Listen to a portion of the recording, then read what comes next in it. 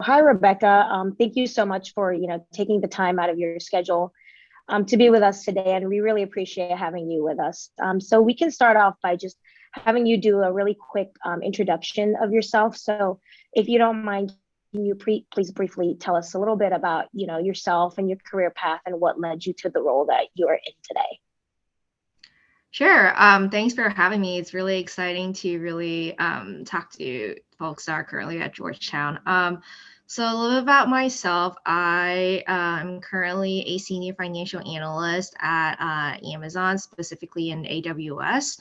So a little bit about a career path. I was a trained scientist, so I was a chemistry and biochem major with the anticipation that I wanted to do like in-house pharmaceutical consulting. So after graduating from my undergrad program, I went on to University of Pittsburgh to try to pursue my PhD. And I think throughout the career, I realized that doing like hardcore science is not really something that I wanted to do, but I still wanted to do like consulting. So I then pivot my experience and go into MBA at Georgetown. During my first year MBA summer, I interned with Ernst& Young within their supply chain and operation consulting division. And I realized that consulting is really not the career that I wanted. I want to be able to own like a strategy from from the ideation stage all the way to the actual execution, not just like focusing on specific aspects. So want to see the end to end of the project. So then upon graduation, I got an opportunity with AWS specifically on kind of like an internal strategy role because what I really focus on is the like a data center expansion for AWS. So that's kind of how it led me to where I'm at right now. And it happened that my chemistry background was helpful because I did a lot of modeling, and a lot of times that in my role, I have to do like a long-term forecast. So just kind of like everything came in full circle. Thank you so much. That's such an interesting path that you've had to the role you are currently at. So we'd also love to know what are the most encouraging parts of your work and what do you love about Sure. So, a little bit more context. I'm currently working in a team called Region Finance within AWS. So, what I do and what my team does is about data center expansion. So, what that means is we look at like bottoms up forecasts for 15 years, a really long time horizon, and then look at geopolitical risk, also look at like some local regulation, maybe the cost of different parts that this data center need, and then work with different teams within AWS. It could be legal, it could be product managers, to understand if this is a good investment for AWS to go in. So I think what's really encouraging part about my work is really get to work with folks across different division. A lot of times when you're in a finance function, you only get to interact with finance individuals, but in this specific role, you really get to look at a problem in a holistic level. Like you're the finance owner, but you get to look at like all different aspects. And that's something that I really like doing. And also really get to work with a lot of like intelligent individuals, and people are really really helpful, and was able to build my business partners trust and be the trusted advisor for the financials that I present. So I think all in all, like really interesting work, really cool coworkers, as well as able to contribute in like such a big impact project. Those are the areas that I really like about it.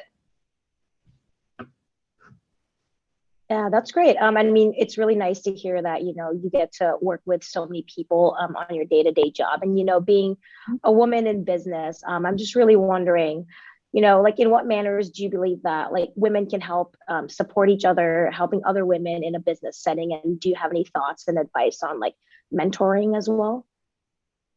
Yeah, so I think one thing about like women currently in like specifically in technology is that you're working in a very fast-paced environment, and then people are just like running 100 miles at a time. So really be more inclusive and compassionate about others, and make sure that your voice is heard. Like, just because everyone is really smart, if you have something to contribute, don't be afraid to say it. It could be a really simple question that someone might have not thought about it, and then bringing that question up can actually slow everyone down, and in a good way, to really think twice about, are we really working towards the right deliverables? Is this really the right thing that we should be working at? And is this a reasonable timeline?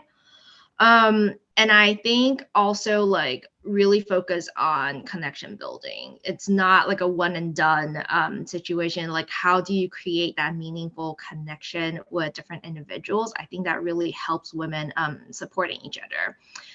And last one, you mentioned about like thoughts and advice on mentoring. I would say be a mentor, also be a mentee. A lot of times, like in my position, I think I would like reach out to senior managers, directors to ask for their feedback, not just about work in a, like in itself, but more on like I would reach out to like senior directors who are female and ask that, hey, like upon your career projection, where do you think, like how do you think that you get to where you're at right now, and if there's any advice you can give. And also think about giving back to the community, right? Like help mentoring people who are at like a more junior level, provide your own experiences and how could they walk to where you are right now, and then upon these different like receiving as well as giving feedback, and try to find what is your place. And I think these all in all really is really how like women are able to support each other. Yeah, I would definitely agree with all of that. And I think you definitely touched on this in that response. But what do you think, like, the biggest challenge that women in your industry face, being the tech industry? And do you have any advice that would provide women with a way to overcome this challenge or these challenges?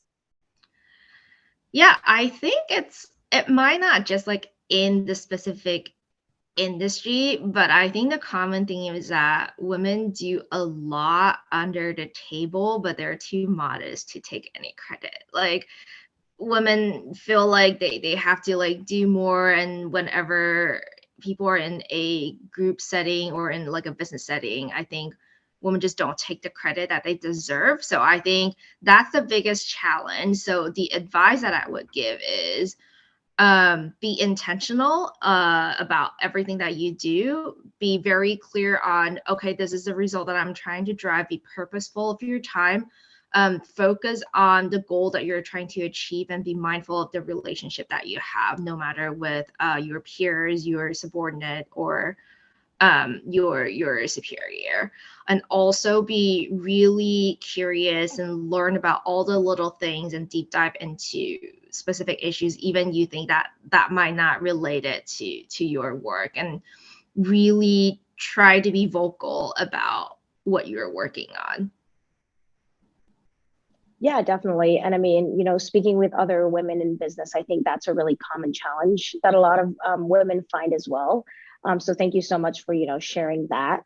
And now, kind of moving more into the personal side of things, if you don't mind speaking to it, I was wondering, how do you manage balance in your work life and your personal life, seeing that, you work in tech and it's also like in a big company? Yeah, I think that's a really interesting question, especially given that we're like in pandemic right now. So like currently I have been working from home whole time, and it's really hard to set that boundaries between what is work and what is personal life. So I think how I have been managing it is to set up rituals and set up boundaries. Like literally, I have my laptop in the workspace, and I do not touch any of it like outside of work hour.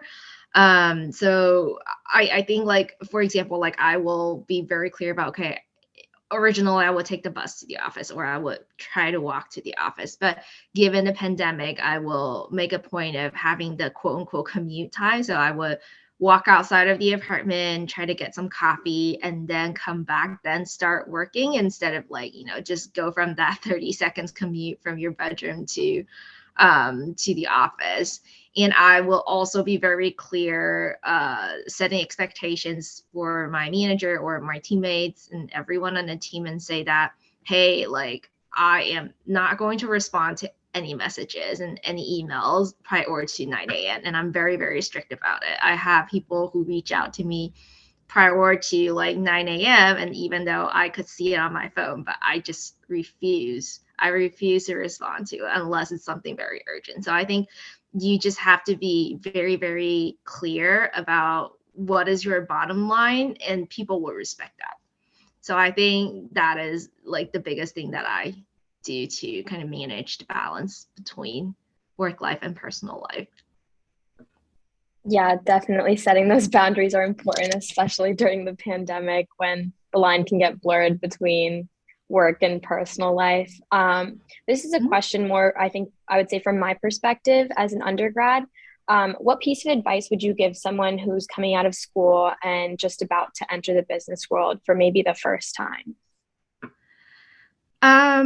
I think so for the undergrads, or like when they first entered a company, I think you should start develop your network and start early. A lot of times, like undergraduates think that, okay, we're just entering into a business world, but when you enter the corporate world, you will soon find that there's a big gap between what you think it would look like and like what it actually looks like. So really start developing your network and start early, like maybe as early as now. And then another thing I would say is like try to learn and be curious and intentional about it. If there's something that you don't understand in like a new setting, like don't be afraid to ask, because a lot of times that's how you really learn. But before you ask, you should also like do your due diligence before you reach out to others. Like a good way of approaching that would be maybe do some research about a problem that you don't know how to solve, and go to your manager or go to your peer and say, hey, I don't really understand this. This is my understanding. What do you think? Can you help me with that? So be really open about it. So that also brings me to my next point about you should be open and be really communicative about your issue. This is your full-time entering a world, so really communicate to your stakeholders and your managers and all the individuals about what you know and what you don't know, and then really like be open and receptive to feedback, and usually you will be really successful in those roles.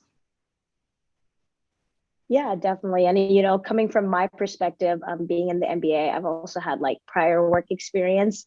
So I definitely agree, building like communication and like try to build relationships with other people around you in the firm is like really, really important. And it definitely like gets you started in the right foot.